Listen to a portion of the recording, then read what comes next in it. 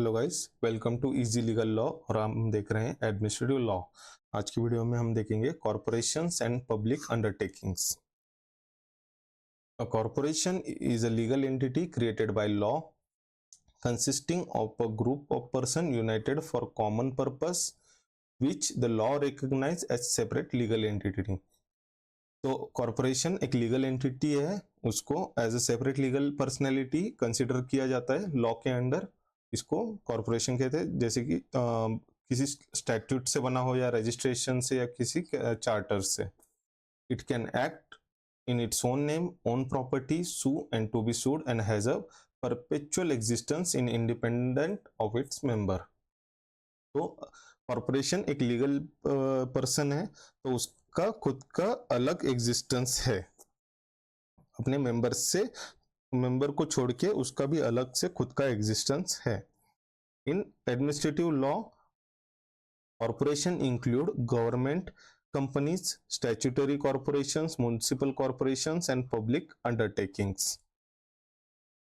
Characteristics of corporation: legal personality, a separate entity. A corporation is distinct from its members. It can enter into contracts, own property and sue or be sued in its own name.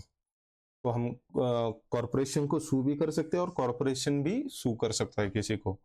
Perpetual succession: a corporation continues to exist irrespective of changes in membership.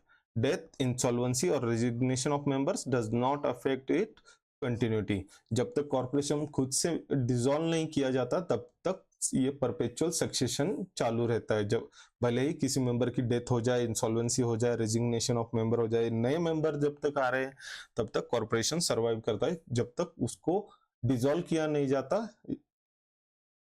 Common seal और digital authentication in modern law: traditionally corporations acted through a common seal as their official signature। एक ही seal रहता है corporation का ना। Under companies act 2013 common seal is optional, authentication can be digital और authorized. मतलब digital signature भी अब चालू हो गए, पहले एक सील कंपलसरी था। Limited liability: liability of members is limited to their share holdings और गारंटी। जो मेंबर का जो शेयर होल्डिंग होता है उतना ही वो मेंबर लायबल होता है या फिर जिस चीज की उसने गारंटी ली हो। Personal asset of members are generally not at risk. तो जो अगर कॉर्पोरेशन की कुछ गलती हो जाती है तो पर्सनल एसेट, मेंबर की जो पर्सनल एसेट है वो रिस्क पे नहीं रहते, लेकिन जो उसकी शेयर होल्डिंग है कॉर्पोरेशन में या फिर जो गारंटी है, उसने गारंटी दी है, श्योरिटी दी है, तो वो लायबल रहेगी।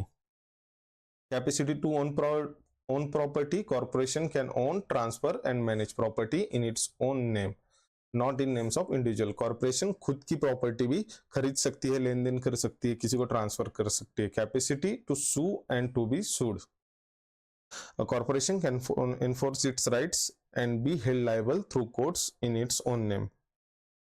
तो उसके राइट्स के लिए वो किसी को सू भी कर सकती है अगर उससे कुछ गलती होती है, और उस पे भी केस किया जा सकता है। Creation by law: corporation are created either by statute, जैसे कि LIC, ONGC, State Bank of India, ये स्टैट्यूट थ्रू बनाई गई है कॉर्पोरेशन। और रजिस्ट्रेशन अंडर कंपनीज एक्ट और सोसाइटी एक्ट, ये प्राइवेट पर्सन के लिए। आर्टिफिशियल लीगल पर्सन: कॉर्पोरेशन को हम आर्टिफिशियल लीगल पर्सन भी कहते हैं। It is not natural person but a legal fiction created by law. It acts only through human agents like directors, officers, employees.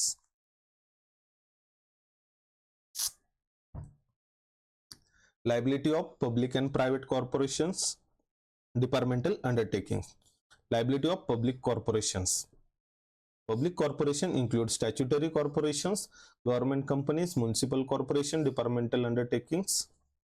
तो contractual liability क्या है?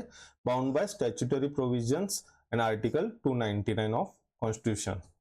टॉर्शियस liability रहती है: public corporation are generally liable for torts of employ when engaged in non sovereign function. Example, transport, trade, commercial activities. अगर corporation की कुछ activities में अगर एम्प्लॉय को कुछ होता है उसके लिए लाइबल रहेंगे कॉर्पोरेशन। कॉन्स्टिट्यूशनल लाइबिलिटी क्या है? Public corporation can be held liable for violation of fundamental rights, specially article 21। तो अगर कोई फंडामेंटल राइट वायलेट करते हैं उसके लिए भी लाइबल रह सकते हैं corporation.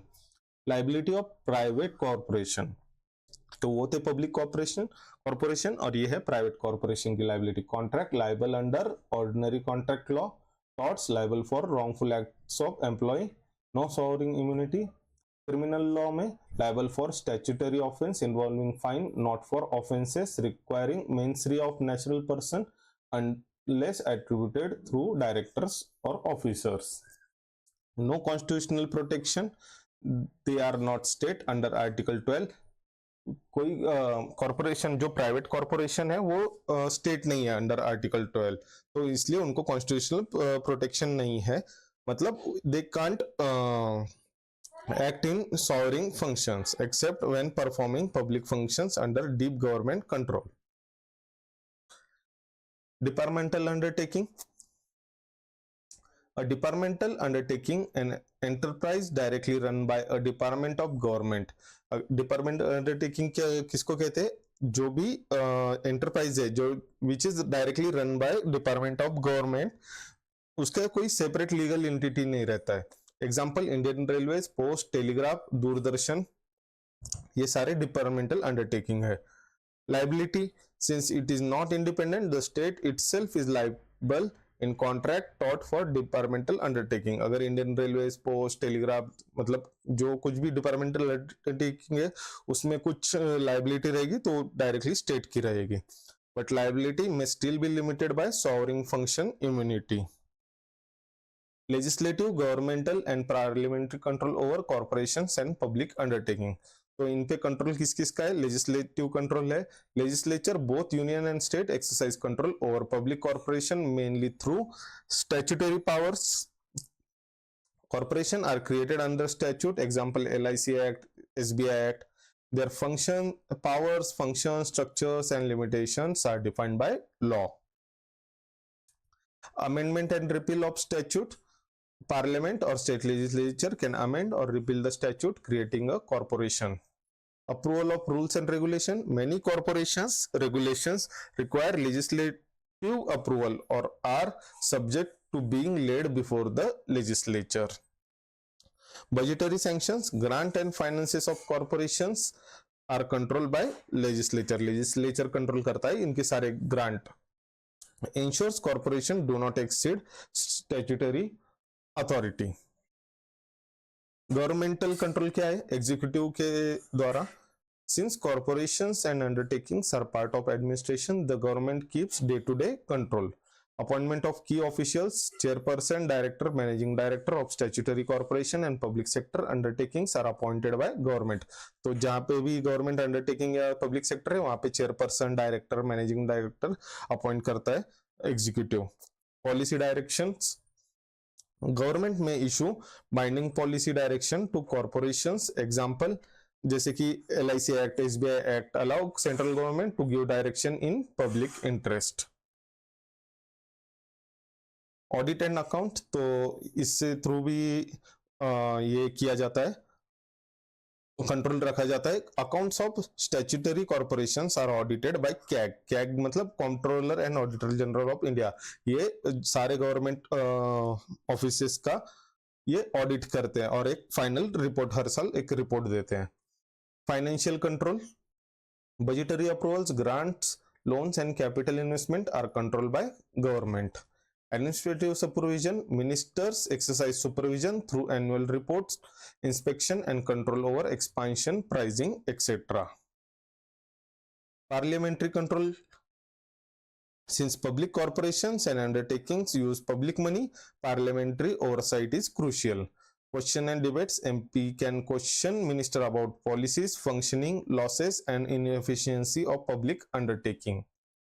Parliamentary committees, committee on public undertaking, COPU बोलते हैं इसको, examines reports of CAG on PSUs, public sector undertakings, check efficiency, accountability and public interest. और जो पब्लिक अकाउंट्स कमिटी है ensures expenditures is according to legislative approval. Annual reports and statements, many corporations must submit annual reports and audited accounts to parliament which are laid before the house. Discussion on performance, parliament debates on PSU, public sector undertaking performance, disinvestment, pricing, monopoly control, etc. So legal remedy accountability committee on public undertaking, legal remedies against public undertaking. Since public corporation and undertaking often perform public functions and deal with public funds, they are subject to legal remedies. Legal remedies क्या क्या है, जैसे कि writ jurisdiction, article 32 and 26 of constitution. Many public sector undertakings and statutory corporations are treated as state under article 12. तो remedies क्या है, ये कुछ रिट है जैसे कि मैंडामस, सर्शरी और prohibition and habeas corpus. Mandamus क्या है, to compel performance of statutory और पब्लिक ड्यूटीज. अगर कोई एडमिनिस्ट्रेटिव ऑफिसर उसकी ड्यूटी नहीं परफॉर्म कर रहा है तो उसको जुडिशरी ये कंपेल कर सकती है to perform its duties.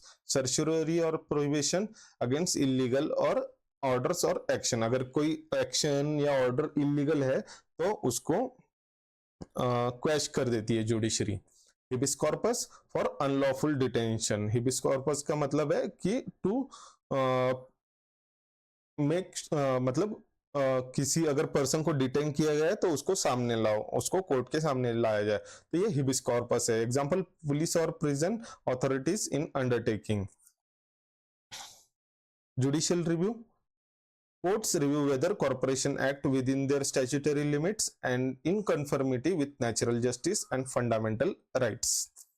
Contractual remedies. Public corporation can sue and be sued in their corporate name. Breach of contract action in civil court subject to Article 299 compliance.